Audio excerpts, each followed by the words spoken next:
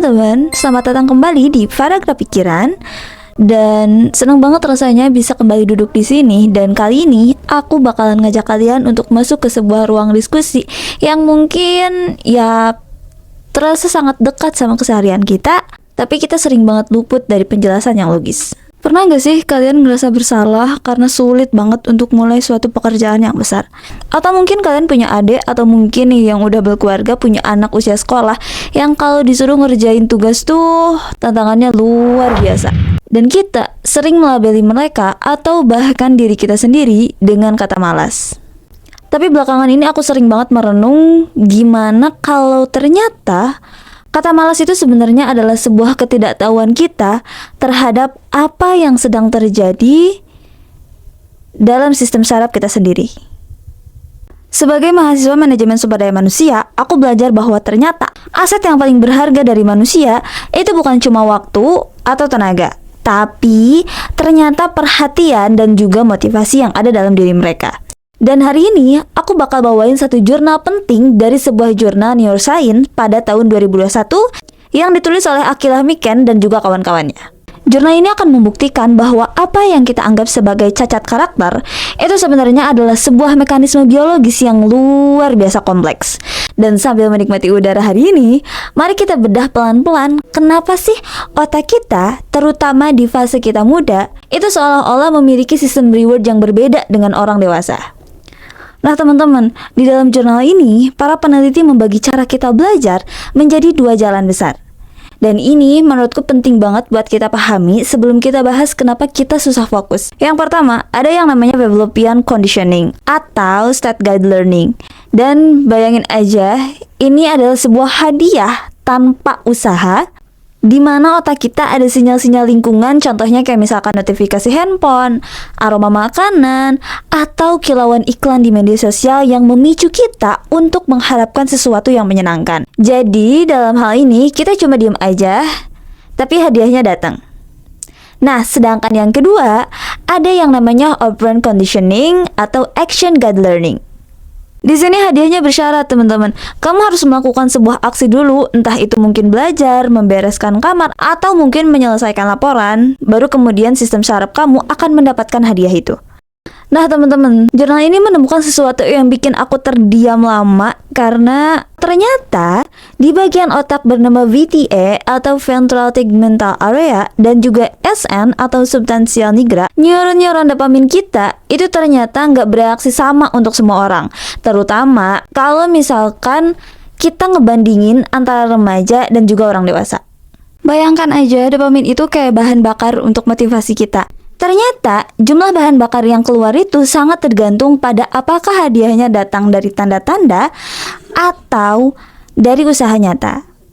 Dan sekarang kita akan masuk ke bagian intinya nih. Kenapa sih remaja atau kita yang merasa berjiwa muda ini sering banget terjebak dalam procrastination, atau dalam bahasa Indonesianya adalah menunda-nunda.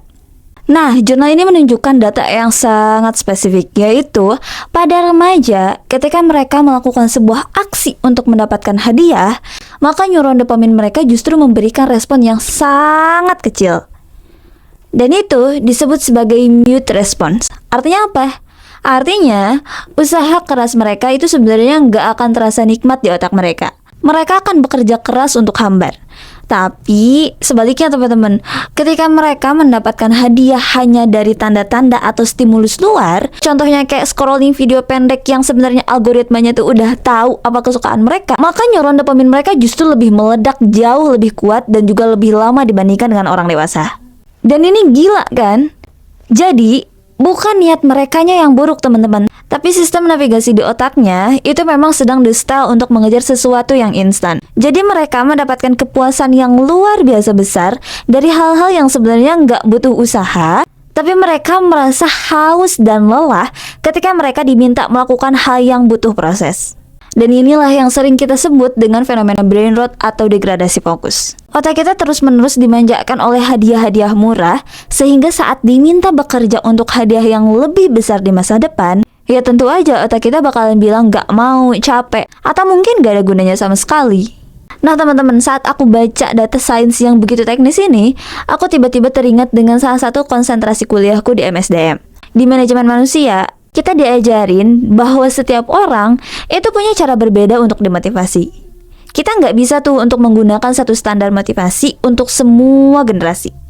Dan yang lebih menakjubkan lagi adalah bagaimana perspektif agama, terutama keteladanan Nabi Muhammad SAW, sudah mempraktikkan solusi dari jurnal ini ribuan tahun lalu. Ingat gak? Ada nasihat tentang membagi fase hidup anak itu menjadi 3 tahapan 7 tahunan. Dan di fase kedua, yaitu usia 7-14 tahun, adalah fase kedisiplinan di mana kita itu harus membangun action guide learning mereka melalui kebiasaan sholat dan juga ibadah. Dan ini adalah masa emas mereka sebelum dopamin mereka itu masuk ke fase lemah aksi di masa remaja. Nah terus, masuk ke fase ketiga, yaitu antara usia 14-21 tahun, nasihatnya itu berubah. Jadi, jadikan mereka sebagai sahabat. Kenapa jadi sahabat? Ya karena Jonathan tadi juga udah bilang kalau ternyata remaja itu sangat sensitif terhadap tanda-tanda lingkungan. Ya kalau orang tua atau pemimpinnya cuma jadi pemberi perintah yang menuntut aksi, neuron dopamin mereka akan menolak gitu aja.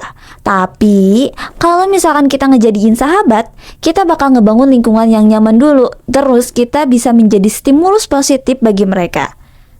Rasulullah itu nggak pernah nuntut aksi tanpa membangun hubungan emosional yang kuat lebih dulu. Beliau itu biasanya memuaskan kebutuhan dopamin mereka lewat rasa dihargai, didengar, dan juga disayangin.